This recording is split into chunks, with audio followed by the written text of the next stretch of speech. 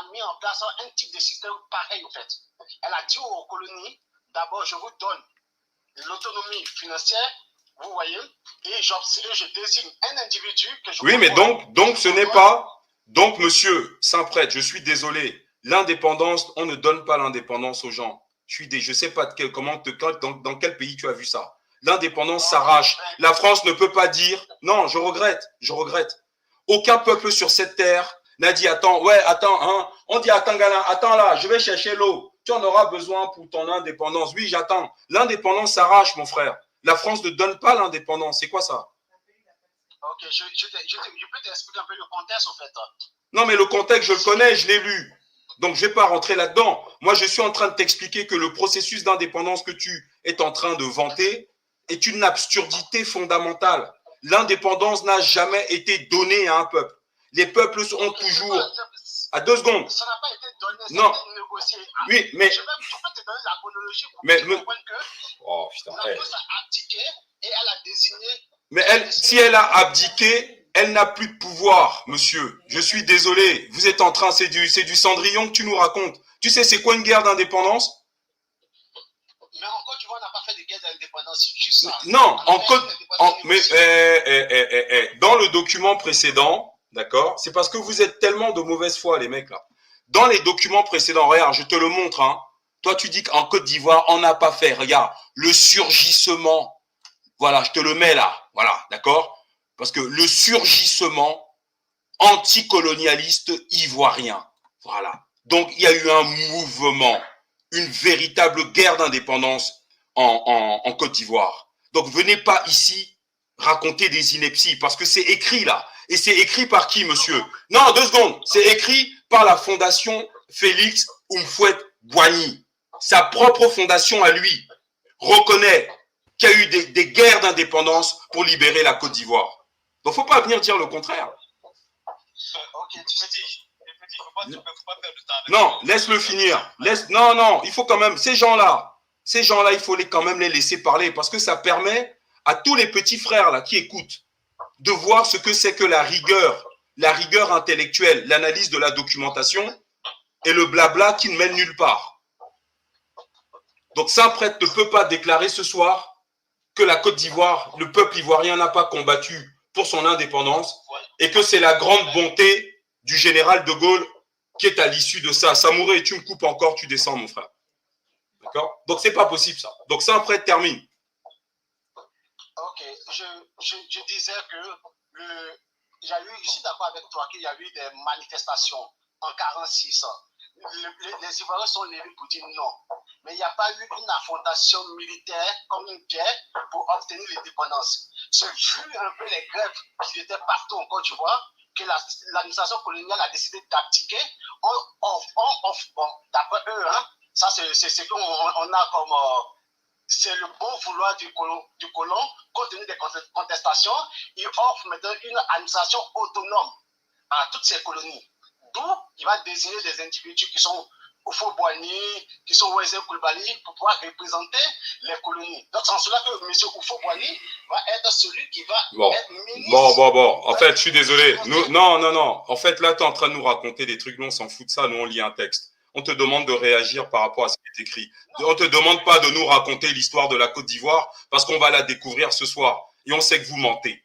D'accord? Donc, c'est pas la peine. Non. Déjà, tu nous as indiqué que la France a donné. Ensuite, tu nous dis qu'il y a eu des manifestations. Si je t'ai pas montré le texte, en fait, vous êtes malhonnête. Et on en a marre. Je sais pas qui te paye, ce que tu défends. Nous, on est là. On te demande d'analyser ce que veut dire un texte. Toi, tu veux nous raconter ton histoire de la Côte d'Ivoire. Franchement, tu penses qu'on a lancé le live pour t'écouter? On lit les textes. Les gars, à un moment donné, il faut profiter de ça pour s'instruire. Tu es en train de nous raconter l'histoire de la Côte d'Ivoire. Qu'est-ce qu'on en a à faire de ce que tu penses de l'histoire de la Côte d'Ivoire? Nous, regardez, on vous dit ici, d'accord? Moi, j'aime pas, je suis pas là pour charger Houphouët-Boigny ou quoi que ce soit. On nous dit, d'accord, aujourd'hui, les mêmes hommes sont les défenseurs les plus résolus de la jeune République de Côte d'Ivoire. Nous sommes en août 1959. Pour moi, ceci introduit le fait que la Côte d'Ivoire, l'indépendance de la Côte d'Ivoire avait déjà été obtenue. et que la France a fait traîner jusqu'au 7 août 1960 pour donner les clés de la boutique. Le temps de mettre ses pions au pouvoir. Parce que la République, elle existe déjà. On ne dit pas la future République. Je sais pas, hein. Alors, Samori, mon frère, tu voulais réagir. Après, on va écouter Kwadjo. Moi, je voulais dire, parce que lui parle de choix, de choisir. Quand tu regardes le cabinet, c'est que tu n'as pas été choisi. Il y a eu un bouillonnement dans les colonies après la Deuxième Guerre mondiale. Il y avait beaucoup de mouvements anticolonialistes. La France a été contrainte, n'a pas donné. La France a été contrainte de libérer certaines colonies par rapport à des mouvements. Il a eu l'intelligence d'organiser cette tournée de Charles de Gaulle dans les colonies pour que les colonistes puissent choisir de quel bord ils veulent être. Oui, je me souviens de ça. Même le discours à Dakar. C'est ça, voilà, c'est ça. Donc, quand Safré, elle a tourné autour du pot, choisi ou bien donné. Non, mais. Ça bouillonnait dans les colonies. Donc, la France, on a imposé à la France cette histoire, et comment on appelle ça, de libération. Donc, quand beaucoup de pays ont poussé la France, comme par exemple la Guinée, cette tour n'a pas été choisi par la France. Bien, mon frère, on va continuer. Alors, Kwadjo, bonsoir. Oui, bonsoir Fétiche. Bonsoir à tous et à toutes les frères. Bon, j'aimerais dire, moi je suis ivoirien, de quoi je suis de l'ethnie Nzikli. Non, on dit du peuple. Non. On n'utilise jamais le mot ethnie. Ok, autant pour moi. Excuse-moi, je suis du peuple baoulé d'appellation Nzikli, situé à Didier-Ville. Bon, étant donné qu'en Côte d'Ivoire, il n'y a pas eu d'affrontement en tant que tel, puisque au départ, les Français étaient installés dans la Côte d'Ivoire, mais plus précisément au centre, dans la région de Didier-Ville. Et suite au fait que l'école coloniale qui s'y trouvait avait pour principe de réunir tous les fils de chefs de cette région pour l'éducation en vue de l'endoctrinement et du rejet de la culture des autochtones. Si vous vous souvenez, à l'époque coloniale, il y avait l'école des fils de chefs. Ok. Voilà. Merci maintenant, beaucoup. Suite à la guerre, je pourrais dire à la guerre mondiale, il y a eu maintenant le soulèvement dans les colonies françaises. Étant donné qu'en Côte d'Ivoire, c'était paisible et que les Baoulés, les Zizikli, qui étaient du groupe Ashanti, étaient des guerriers, les fils qui ont voulu se rebeller dans la région de Tiébissou ont entraîné, je pourrais dire, l'armée française pour quitter Didier-Ville pour aller à Tiébissou en vue du maintien de l'ordre. C'est celui-là que dans le début où on dit, si je me souviens bien, tenant compte des soulèvements pour la lutte des indépendances, Oufoué maintenant a été coopté pour venir maintenant en face de ses frères qui se révoltaient dans la région. Kwadjo. Et ce qui oui. Kwadjo, merci pour l'information. On va continuer la lecture de l'ouvrage. D'accord. Mon frère, il faut réagir par rapport à ce qu'on lit, hein, c'est important. Sinon, après, on part dans des trucs. Kéti, tu voulais réagir? Oui, bon, je pense qu'entre-temps, il y a eu des personnes qui ont réagi par rapport à ce que je voulais dire. Mais oui, donc, on va rester dans le livre. Mais ce qui est important, de ce que j'ai lu aussi, c'est que, bon, c'est vrai que le frère Kwadjo a donné quelques éléments. Houphouët-Boigny, c'est quelqu'un au départ qui, on va dire, peut-être avait commencé dans la... On va voir ça, mon frère. Voilà, on va voir. Ok, oui. Voilà, on va voir ça. Par contre, ce que Kwadjo nous a dit et qui répond à la question qu'on a posée tout à l'heure, exact, oui. C'est est-ce que tous les enfants en Afrique occidentale française avaient accès aux écoles coloniaux? Non. La réponse est non. Il n'y avait que les fils de chefs qui avaient accès aux écoles coloniaux. Bien. On continue. Certes, ils sont représentés à l'Assemblée, voire au gouvernement même. Attendez. Aujourd'hui, les mêmes hommes sont les défenseurs les plus résolus de la jeune République de la Côte d'Ivoire. Certes, ils sont représentés à l'Assemblée, voire au gouvernement même. On parle de Houphouët-Boigny. Mais ceci serait de peu de poids si une confiance quasi miraculeuse ne s'était progressivement imposée dans tous les cercles. Écoutez bien, écoutez cette phrase. Certes, ils sont représentés à l'Assemblée, voire au gouvernement même. Écoutez la suite.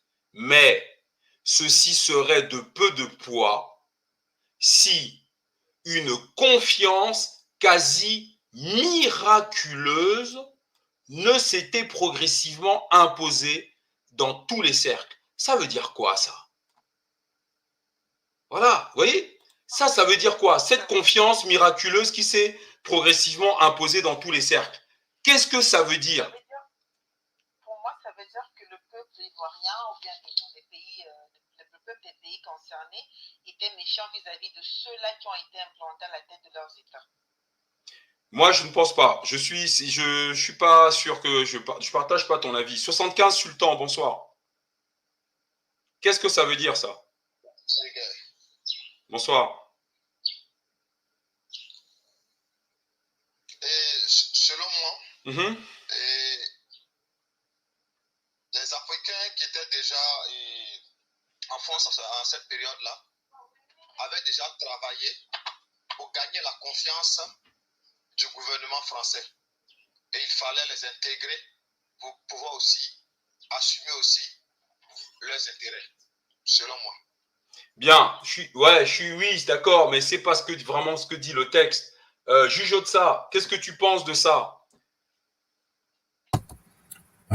Alors, oui.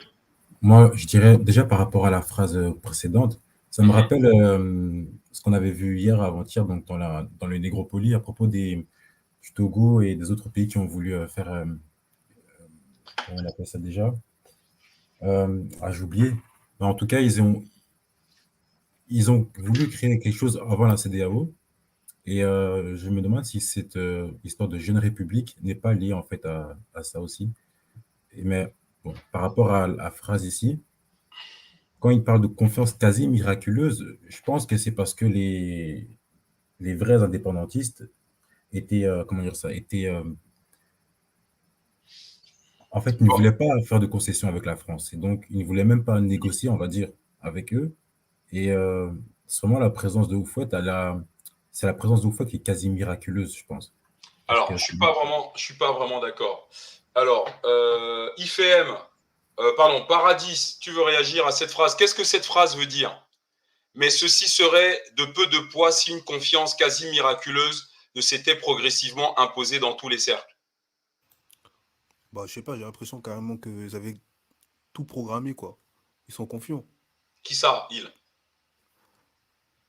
Bah, là, je parle des... Quand on regarde la phrase d'en haut, on parle de tous ces gens qui... Les Houphouët-Boigny. Ouais. Bien, alors, moi, je vais vous dire ce que, selon moi, cette phrase veut dire. En fait, on dit, certes, ils, c'est les Houphouët-Boigny et consorts. Ils, ce sont les Noirs, sont représentés à l'Assemblée, voire au gouvernement même. Voilà. Ces Noirs, donc notre peuple est représenté à l'Assemblée, voire au gouvernement même. Et on fait référence à Houphouët-Boigny. D'accord? Okay. Houphouët-Boigny, Senghor, ils représentent les régions africaines françaises, l'Afrique occidentale française à l'Assemblée, voire même au gouvernement. D'accord? C'est-à-dire que eux, ils sont les nègres, fils de chef, que la France va former, va éduquer dans ses écoles coloniaux. Ensuite, on va les emmener en France pour qu'ils poursuivent leurs études. Mais ils vont étudier quoi? Ils vont étudier et accepter la manière de penser des Blancs sur le plan économique, politique, sociale. Voilà ce qu'on est en train de faire. On est en train de remplacer leur logiciel traditionnel. Parce que M. Houphouët-Boigny, c'est un fils de chef, c'est un traditionnaliste.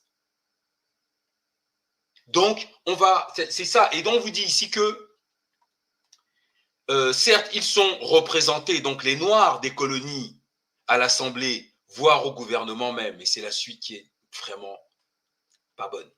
Mais ceci serait peu de poids si une confiance quasi miraculeuse ne s'était progressivement imposée dans tous les cercles. Voilà, les cercles. Les cercles quoi? Quand on vous dit dans tous les cercles, c'est dans le cercle gouvernement français blanc occidental et dans les cercles de la bourgeoisie africaine. Quand on vous dit tous les cercles, c'est tous les cercles de décision. Les hautes sphères de part et d'autre ont vu s'installer une confiance quasi miraculeuse. Vous avez compris? Est-ce que vous êtes d'accord avec mon analyse? Ou est-ce que ça ne va pas du tout? Moi, je suis d'accord, perso. Pourquoi? Parce que moi, j'avais off un peu le côté français.